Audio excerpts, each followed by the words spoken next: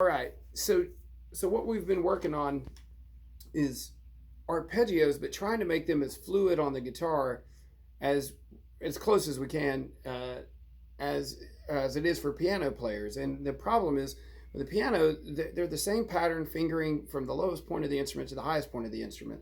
So for the guitar or any stringed instrument, for that matter, there's just a bigger challenge because it's just you got multiple strings and the tuning and things aren't always don't always appear the same. So what I've the overarching sort of strategy for my own development has been to look at arpeggios in one octave, and we're talking about seventh chords. In this case, a dominant seventh chord. I'm going to use A, and there are four paths that we can take where we can just look at how the four notes are played in chronological order of four different paths. I'm overusing my words. Sorry. Let me get to it.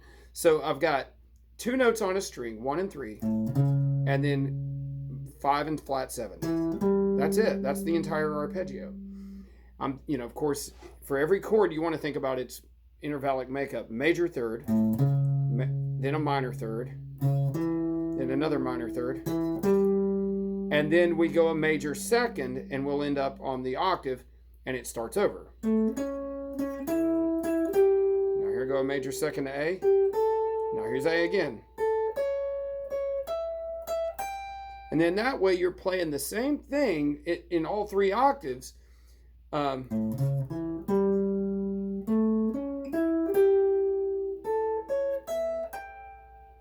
And that's it. Okay, so that's one path, is to play two notes on a string, and that gives you two strings because there's four notes. All right. Now, there are three different ways that you can play all four notes on three strings. And the first way, I'm just going to kind of build like off of what I just did. I went 1, 3, 5, flat 7. Well, now I'm going to go 1, 3, 5, flat 7 there. Now look at my fingering. Then I'm going to go a major second, a whole step, in other words, and start over.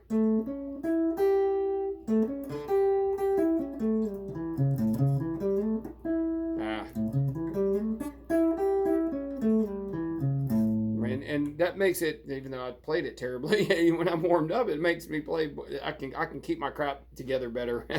A lot of times doing that fast when I'm good and warmed up.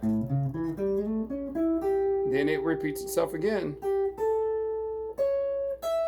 But it doesn't because I don't have enough strings. I would have been here, but I don't have a string. All right. So then, so that's way number 2, or way number 1 with 3 notes.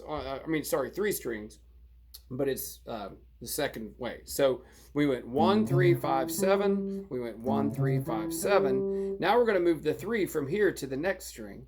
And now we're playing 1, 3, 5 on the same string and 7 on the third string. 1, 3, 5, 7. Then key point here is to always start with the same finger you started with, and that helps you feel it. Like it helps you makes it seem more consistent.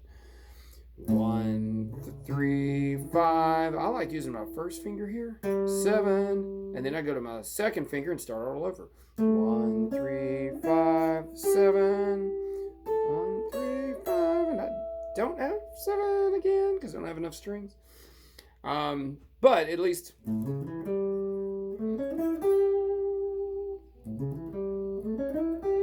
right, cool. That's the third way. Second way with 3 strings. Here's the final way, third way with 3 strings, is to go all 3 of the triad on chronological strings, and then put the 7 on the same string as 5. 1, 3, 5, 7. Go up a whole step again, wash, rinse, repeat. 1, 3, 5, 7, like that.